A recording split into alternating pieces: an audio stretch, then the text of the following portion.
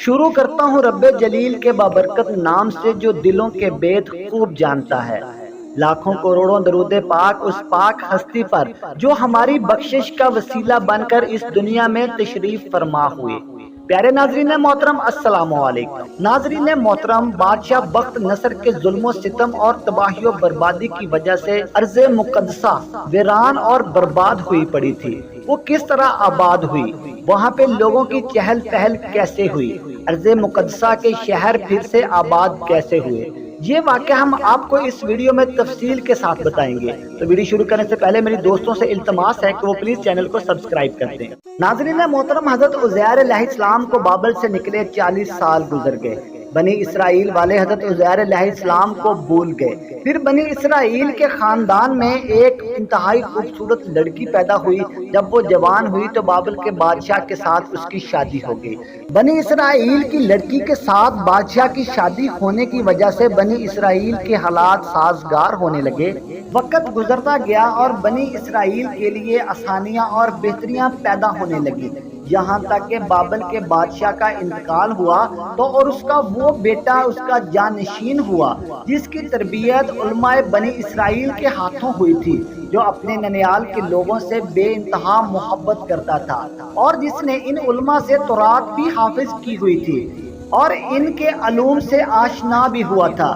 ایک دن اس کی والدہ نے ایک مجلس میں کہا کہ بنی اسرائیل کی زمین بے آباد پڑی ہے، ان کو آباد کرنے کی ضرورت ہے تاکہ بنی اسرائیل کے لوگ وہاں جائیں اور اس کو آباد کریں، کھیتوں کی رونق کو دوبارہ بحال کریں۔ بیٹا ماں کی بات مان گیا اور بابل کے تمام شہروں میں اعلان کرا دیا کہ بنی اسرائیل میں سے اگر کوئی اپنے وطن واپس جانا چاہتا ہے تو اس کو نہیں روکا جائے گا۔ یہ اعلان حضرت عزیر علیہ السلام کے بابل سے نکلنے کے 70 سال بعد ہوا۔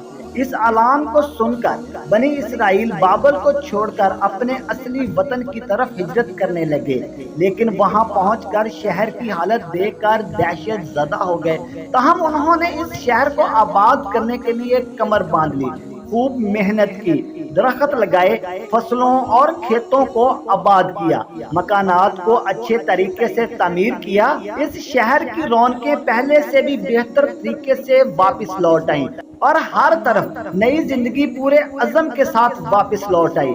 اس کے آس پاس کے دیہات بھی خوب آباد ہوئے، تجارت کو فروغ ملا، اہل صنعت اپنی مصنوعات کو خوب سے خوب تر بنانے میں دن رات مشغول ہو گئے، جگہ جگہ لوہے کے مکانات بننے لگے، عمارتیں بنانے کے لیے بہتر سے بہتر مٹیریل دستیاب ہونے لگا، لوگوں کی زندگی بہتر سے بہترین گزرنے لگی، لوگ آزاد فضا میں سانس لینے لگے۔ ان لوگوں کو بابل کی غلامانہ زندگی سے نجات ملی۔ اس طرح 30 سال کا عرصہ گزر گیا، تمام شہر آباد ہو گئے، ان کے کھیت لہلہانے لگے اور ان کی بستیاں آباد ہو گئیں۔ حضرت عزیر علیہ السلام کی اہلیہ بوڑھی ہو گئی، ان کی عمر کا کافی حصہ گزر گیا، اسی طرح ان کی نو عمر خادمہ بھی بڑھاپے میں داخل ہو گئی۔ ارض مقدسہ آنے کے بعد حضرت عزیر علیہ السلام کے بارے میں معلومات حاصل کرنے کی کوشش کرتے رہے، مگر کہیں سے بھی ان کو ان کا نام و نشان نہ ملا۔ تمام شہروں اور دیہاتوں میں تلاش کے باوجود بھی کچھ حاصل نہ ہوا۔ تلاش کے دوران اس غار سے اللہ تعالیٰ نے ان کو غافل رکھا جہاں حضرت عزیر علیہ السلام سو رہے تھے۔ اس طرف جانے کا خیال بھی ان کے دلوں میں نہیں آیا۔ اس طرح حضرت عزیر علیہ السلام کو سوئے ہوئے پورے 100 سال گزر گئے۔ پھر اس کے بعد ان کے جسم میں حرکت پیدا ہونے لگی اور اللہ تعالیٰ نے ان کو دوبارہ سے زندہ کیا، ان کی روح لوٹ آئی، دل حرکت کرنے لگا اور آپ اٹھ کر بیٹھ گئے اور اپنے آس پاس کے ماحول کا جائزہ لیا، اپنے انگور کے شیرے کو موجود پایا اور کھانے کا سامان صحیح اور سلامت اپنے پاس پایا۔ اسی اثناء میں ایک آواز سنی جو یہ آواز لگا رہا تھا، یعنی تو کتنے سال سویا رہا۔ یہ آواز سن کر حضرت عزیر علیہ السلام نے اپنے ماحول کی طرف نظر دوڑائی اور سورج کو دیکھا جو مشرق سے بلند ہو رہا تھا، تو جواب میں فرمایا 1 دن یا اس سے بھی کم سویا ہوں، مگر فوراً آواز دینے والے کی آواز کو پھر سے سنا، پورا 100 سال سویا ہے۔ یہ آواز سن کر حضرت عزیر علیہ السلام خوف زدہ ہو گئے اور 100 سال سونے کے متعلق سوچتے رہے اور کہنے لگے 100 سال؟ پھر اپنی ٹوکری کی طرف دیکھا، اس کو بالکل تازہ پایا جیسا کہ ابھی ابھی رکھی ہو۔ یہی حالت انجیر کی تھی اور انگور کا شیرہ چمڑے کے برتن میں بالکل تازہ تھا۔ انگور کا شیرہ نہ گاڑھا ہوا نہ ہی ذائقہ بدلا، یعنی رنگ و بو دونوں اپنی اصل حالت میں ہیں۔ حضرت عزیر علیہ السلام مزید سوچتے رہے، آس پاس دیکھتے رہے۔ اتنے میں ان کو اپنا گدھا یاد آیا اور کہنے لگے میرا گدھا کہاں چلا گیا؟ یقیناً بھاگ گیا ہوگا۔ اتنے میں ان کی نظر ایک جگہ پرانی ہڈیوں پر پڑی جہاں گدھے کو باندھا تھا۔ دل میں سوچنے لگے کہ گدھے کو کیا ہوا؟ کیا اس کی ہڈیاں ریزہ ریزہ ہو گئیں جیسے کہ سال ہر سال گزرے ہوں؟ حضرت عزیر علیہ السلام ادھر کھانے پینے کی اشیاء کو دیکھتے تو بالکل تر و تازہ ہیں، مگر گدھے کی طرف دیکھتے تو اس کی ہڈیاں ریزہ ریزہ ہو گئی ہیں، جو ایک مدت گزرنے کی دلیل ہے۔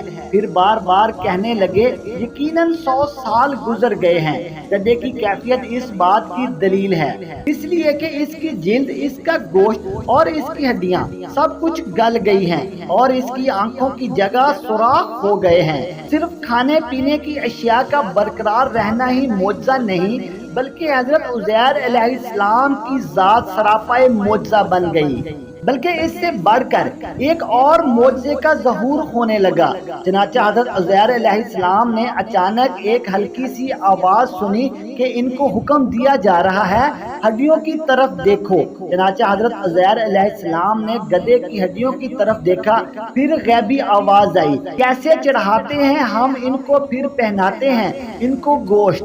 حضرت عزیر علیہ السلام ہڈیوں کی طرف دیکھتے رہے حتیٰ کہ ہڈیاں حرکت کرنے لگی اور ہر ہڈی اپنی اپنی جگہ پر آنے لگی اور دوبارہ گدھے کی شکل بن گئی۔ پھر قدرت الہی سے ان میں گوشت پیدا ہونے لگا اور ہوتے ہوتے مکمل گدھے کی صورت میں آ گئی۔ اس عجیب و غریب منظر کو دیکھ کر حضرت عزیر علیہ السلام خوف زدہ ہو گئے، مگر فوراً خود کو سنبھال لیا۔ گدھے کو مکمل اپنی اصلی حالت میں تبدیل ہوتا دیکھ کر اللہ تعالیٰ کے عظیم قدرت کاملہ پر مکمل یقین آ گیا اور مکمل اطمینان نصیب ہوا۔ 100 سال سونے سے پہلے ارض مقدسہ کے شہروں کو ویران اور بے آباد دیکھ کر تعجب کے ساتھ کہا تھا کہ ان شہروں کی رونقیں کیسے بحال ہوں گی، مگر آج اپنے تصور و گمان سے کئی گنا بڑھ کر قدرت الہی کا نظارہ کیا۔ حضرت عزیر علیہ السلام غار سے باہر آئے، شہر کے رستوں میں دیکھا کہ لوگوں کی چہل پہل ہے، لوگ آتے جاتے ہیں، آپس میں بات چیت کرتے ہیں، خوش و خرم ہیں، اور شہر کو دیکھا کہ آباد ہوا ہے۔ آفتاب غروب ہوتے ہی ہر گھر سے روشنی آنے لگی۔ اس کیفیت کو دیکھ کر حضرت عزیر علیہ السلام بہت خوش ہوئے اور نعمت الہی کا شکر ادا کیا، اور ان کا یقین مزید پختہ ہو گیا کہ اللہ تعالیٰ ہر چیز پر قادر ہے۔ اس کے بعد شہر کے حالات معلوم کرنے کے لیے شہر کی طرف چل پڑے کہ 100 سال بعد ان میں کیا کیا تبدیلیاں آئی ہیں اور لوگوں کا کیا حال ہے، وہ خوش ہیں یا ابھی تک ان پر غم کے آثار باقی ہیں، میرے خاندان کا کیا حال ہوگا، ان میں کچھ لوگ زندہ بھی ہیں یا سب مر چکے ہیں۔ چنانچہ سینکڑوں سوالات دل میں لیے شہر کے اندر داخل ہوئے۔ شہر میں داخل ہوتے ہی جدید عمارتیں دیکھی جو انتہائی خوبصورت ڈیزائن میں بنی ہوئی تھی، خوبصورت سڑکیں دیکھی، پہلے اس کا تصور بھی نہیں تھا۔ ان عمارتوں شہراؤں کو ہر طرف سے دیکھتے رہے اور غور کرتے رہے اور اپنے اس قدیم مکان کو تلاش کرنے لگے جو تقریباً 100 سال قبل انہوں نے چھوڑا تھا۔ چنانچہ راہ چلتے کسی سے اپنے مکان کے بارے میں پوچھنے کا ارادہ کیا۔ ناظرین محترم، یہ واقعہ ابھی جاری ہے، اس کا اگلا حصہ ہم انشاءاللہ کل آپ کے ساتھ شیئر کریں گے۔